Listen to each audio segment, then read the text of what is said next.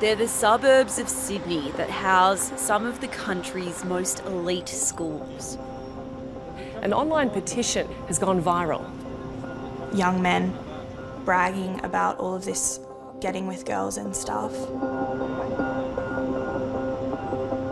I had a great time at school, but there was obviously a slut-shaming culture. But beyond their walls and idyllic grounds, young women want to be heard.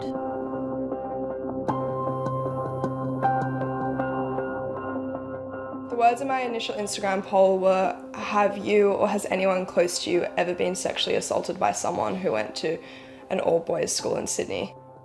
Chanel Contos is 22. She went to a Sydney private school, Kambala, and was sexually abused by a student from a nearby school.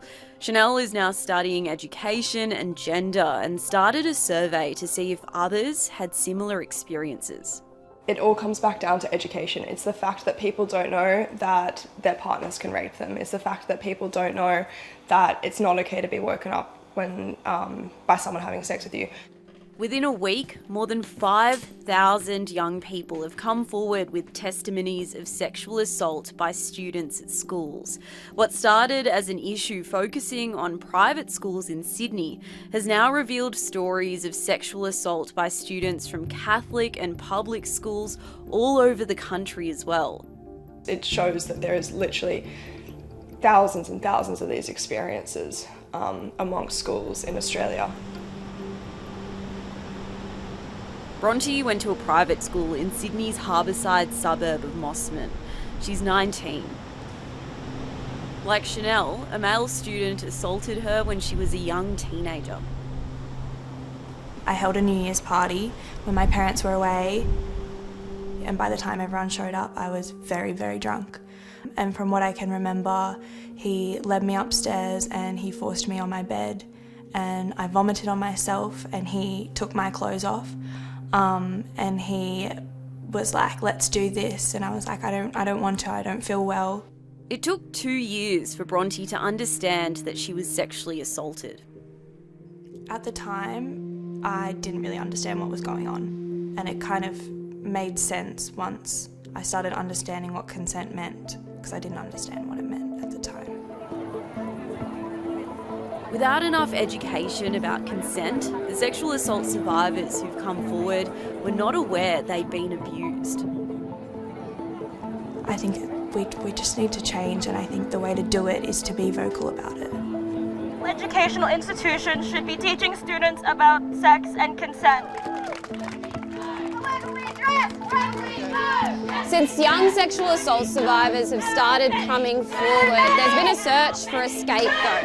Some say parents, others say alcohol or single-sex schools, but young women here point to the education system, which they say has some failings to confront. I find it incredibly disappointing that you need to have multiple women's voices to be heard before they're taken seriously.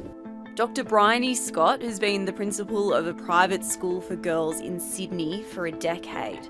She agrees adults in power must do more.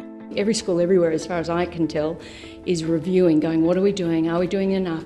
Our teachers are not trained in psychological care or rape counselling or anything, so I actually think they're doing a phenomenal job to the best of their ability. We need to keep upskilling them.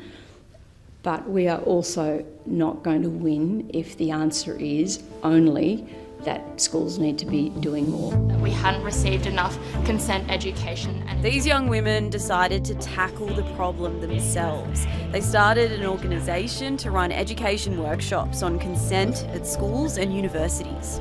We both went to a private girls' school.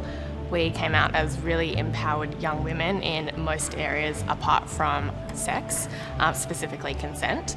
If you're not learning about it at home and you're not learning about it at school, where are you learning it? So consent is an enthusiastic yes. Interesting, because it covers things like how to actually say no, how to recognise when situations might be coercive and when you might be pressured into it saying what you think is a yes.